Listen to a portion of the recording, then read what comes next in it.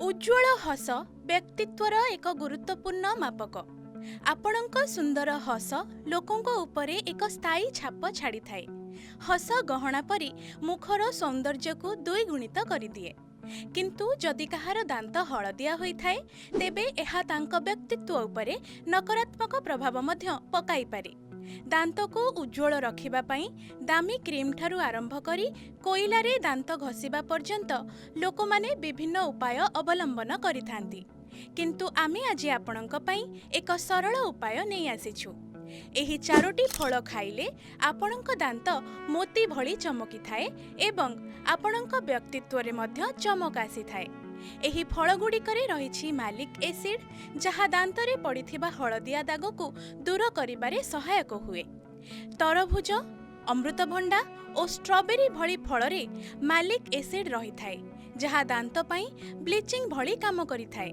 मैला कारणरू हलदिया होई जाइथिबा दांतर पृष्ठ को एमाने सफा करी सेथिरे चमक आनी थांती।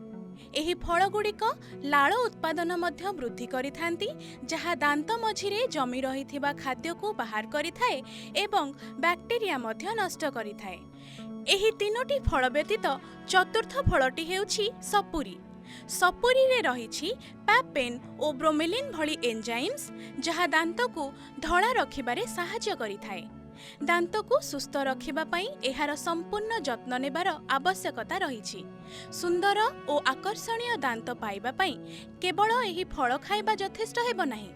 एथिपाई दांतर सठिक जत्न नेबा सह एथिरे दाग सृष्टि करुथिबा खाद्य को खाइबा कम करि दियंतु।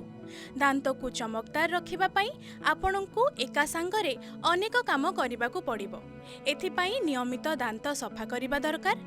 दिनको 2 थर दांत घसीबा एवं सुस्थ खाद्य ग्रहण करिबा निहाती जरूरी। निज खाद्य रे अधिक ताजा पनीपरिबा और फल सामिल करंतु। जदि आपणक दांत बहुत खराब किंबा अपरिष्कार तेबे आपण निश्चय डाक्तरंक परामर्श नेबा उचित। स्वास्थ्य और लाइफस्टाइल संबंधी एपरी सुंदर सुंदर टिप्स पाइबा पई मिस ओडिशा चैनल को सब्सक्राइब करंतु और पाखरे थिबा बेल आइकन को प्रेस करि दियंतु।